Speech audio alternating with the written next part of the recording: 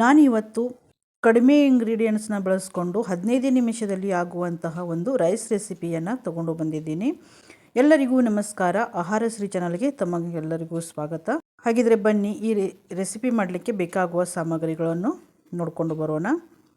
ಇಲ್ಲಿ ನೋಡಿ, ನಾನು ರೈಸ್ 1.5 ಕಪ್ಪಷ್ಟು ತೊಗೊಂಡಿದ್ದೀನಿ. ಇದು ನಾನು ತೊಗೊಂಡಿದ್ದು ಜೀರಾ ರೈಸ್. ಈ ಬೌಲ್ನಿಂದ ನಾನು 1.5 ಬೌಲಷ್ಟು ತೊಗೊಂಡಿದ್ದೀನಿ. ಹಾಗೆಯೇ ಇಲ್ಲಿ 2 ಟೇಬಲ್ ಸ್ಪೂನಷ್ಟು ತುಪ್ಪ, 1 ಟೇಬಲ್ ಸ್ಪೂನಷ್ಟು ಎಣ್ಣೆ, ಎರಡನ್ನು ಮಿಕ್ಸ್ ಮಾಡಿ ತೊಗೊಂಡಿದ್ದೀನಿ. 2 ಏಲಕ್ಕಿ ಮತ್ತು ಮೆಣಸುಕಾಳು 10ರಿಂದ 12 ಮತ್ತು 2 ಲವಂಗ ತೊಗೊಂಡಿದ್ದೀನಿ. ಇಲ್ಲಿ ನೀವು ಹಸಿಮೆಣಸಿನ್ಕಾಯಿನೂ ಕೂಡ ತೊಗೋಬಹುದು. ನಾನು ಹಸಿಮೆಣಸಿನ್ಕಾಯಿ ತೊಗೊಂಡಿಲ್ಲ. ಉಪ್ಪು 1 ಟೀ ಸ್ಪೂನಷ್ಟು, ಹಾಗೆಯೇ 1/2 ಟೀ ಸ್ಪೂನಷ್ಟು ಜೀರಿಗೆ ಮತ್ತು ಚಿಕ್ಕ ಎಲೆ ಇದೆ, ಇದು ಮಸಾಲ ಎಲೆ. ಇದು ನಾನು 3 ತೊಗೊಂಡಿದ್ದೀನಿ, ನೀವು 2 ತೊಗೊಂಡ್ರೆ ಸಾಕು. ಮತ್ತು ಇಲ್ಲಿ ಮಾರ್ಕೆಟ್ನಲ್ಲಿ ಇವಾಗ ಈ ವಟಾಣಿ ಶೇಂಗಾ ಎಲ್ಲ ಬರ್ತಾ ಇದೆ, ಇದು ತೊಗೊಂಡಿದ್ದೀನಿ. ನಾವು ಅಕ್ಕಿ ತೊಗೊಂಡಿರೋ ಬೌಲ್ನಿಂದ 1 ಬೌಲಷ್ಟು ಇಲ್ಲಿ ವಟಾಣಿ ಕಾಳನ್ನು ನಾನು ತೊಗೋತಾ ಇದ್ದೀನಿ. ಈಗ ನಾನು ಗ್ಯಾಸ್ ಮೇಲೆ ಕುಕ್ಕರ್ ಇಟ್ಕೊಂಡಿದ್ದೀನಿ. ನೀವು ಪಾತ್ರೆಯಲ್ಲಿನೂ ಕೂಡ ಮಾಡ್ಕೋಬಹುದು, ಆದರೆ ನಾನಿಲ್ಲಿ ಕುಕ್ಕರ್ ಇಟ್ಕೊಂಡಿದ್ದೀನಿ. ಕುಕ್ಕರ್ನಲ್ಲಿ ತುಪ್ಪ ಮತ್ತು ಎಣ್ಣೆ ಎರಡನ್ನೂ ಹಾಕ್ತಾಯಿದ್ದೀನಿ. ಹಾಗೆಯೇ ಈ ಮಸಾಲೆ ಏನು ತೊಗೊಂಡಿದ್ದೀವಲ್ಲ, ಖಡಾ ಮಸಾಲೆ, ಅದನ್ನು ಇಲ್ಲಿ ಹಾಕಿದ್ದೀನಿ. ಅದು ಸ್ವಲ್ಪ ಎಣ್ಣೆಯಲ್ಲಿ ಈ ರೀತಿಯಾಗಿ ಫ್ರೈ ಮಾಡ್ಕೋಬೇಕು. ಹೀಗಾಗಿ ಇದರಲ್ಲಿ ಮಸಾಲ ಎಲೆಯನ್ನು ಹಾಕ್ತಾಯಿದ್ದೀನಿ.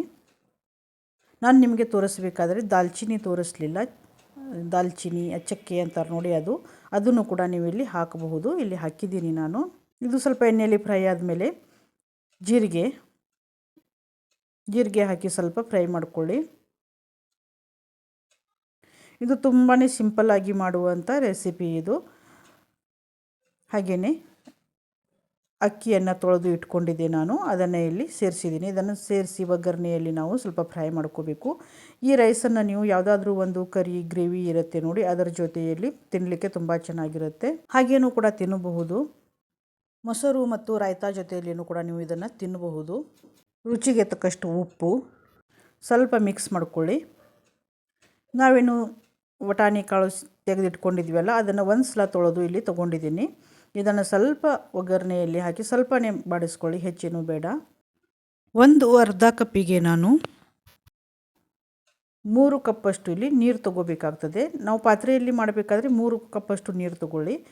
ಕುಕ್ಕರ್ನಲ್ಲಿ ಬೇಯಿಸಬೇಕಂದ್ರೆ ಸ್ವಲ್ಪ ಕಡಿಮೆ ತೊಗೊಳ್ಳಿ, ಅನ್ನ ಉದುರಾಗಿ ಚೆನ್ನಾಗಿ ಆಗುತ್ತೆ. ನಾನಿಲ್ಲಿ 2/4ನಷ್ಟು ನೀರು ತೊಗೊಂಡಿದ್ದೀನಿ. ಇದು ನೋಡಿ, ಈ ರೀತಿ ಕುದಿ ಬರಬೇಕು. ಕುದಿ ಬಂದ ನಂತರ ನಾವು ಕುಕ್ಕರ್ ಲಿಡ್ಡನ್ನು ಕ್ಲೋಸ್ ಮಾಡ್ಕೊಳ್ಳೋಣ. ಈ ಸಮಯದಲ್ಲಿ ನೀವು ಏನು ಮಾಡಬೇಕಂದ್ರೆ, ಉಪ್ಪು ಸರಿಯಾಗಿದೆಯೋ ಇಲ್ಲ ಅಂತ ನೋಡಿಕೊಂಡು ನೀವು ಉಪ್ಪನ್ನು ಕೂಡ ಸೇರಿಸ್ಕೋಬಹುದು. ಇಲ್ಲಿ ಕುಕ್ಕರ್ ಲಿಡ್ಡನ್ನು ನಾನು ಕ್ಲೋಸ್ ಮಾಡ್ತಾಯಿದ್ದೀನಿ.